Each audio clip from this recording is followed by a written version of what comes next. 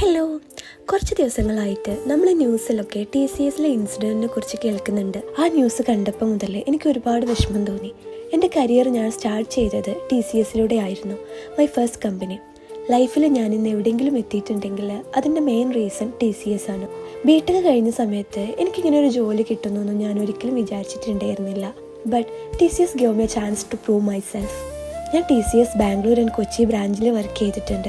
4 year അവിടെ work ചെയ്ത experience വെച്ചിട്ട് TCSൽ ഇങ്ങനെ ഒരു ഇൻസിഡൻറ്റ് നടന്നു എന്നറിഞ്ഞപ്പോൾ ശരിക്കും ഷോക്കായിപ്പോയി. സെക്ഷൽ ആൻഡ് അതർ ഹറാസ്മെൻറ്റ്, അതുപോലെ തന്നെ എന്തെങ്കിലും ഡിസ്റെസ്പെക്റ്റ്ഫുൾ ആയിട്ടുള്ള ബിഹേവിയർ ഫേസ് ചെയ്ത് കഴിഞ്ഞാൽ ഡയറക്റ്റ് റിപ്പോർട്ട് ചെയ്യാനുള്ള സാഹചര്യം അവിടെ ഉണ്ടായിട്ട് പോലും എങ്ങനെ ഈ ഇഷ്യൂ 4 ഇയേഴ്സ് ആയിട്ട് നടന്നുകൊണ്ടിരിക്കുന്നുണ്ടെന്ന് എനിക്ക് മനസ്സിലാവുന്നില്ല. മതം എന്ന് പറയുന്നത് ഒരാളുടെ പേഴ്സണൽ ചോയ്സാണ്. അതിനെ ചോദ്യം ചെയ്യാനോ അതിലിടപെടാനോ കളിയാക്കാനോ ഒരാൾക്കും റൈറ്റ്സ് ഇല്ല. എന്തായാലും തെറ്റ് ചെയ്തവർ ശിക്ഷിക്കപ്പെടട്ടെ. Have a nice day. Thank U.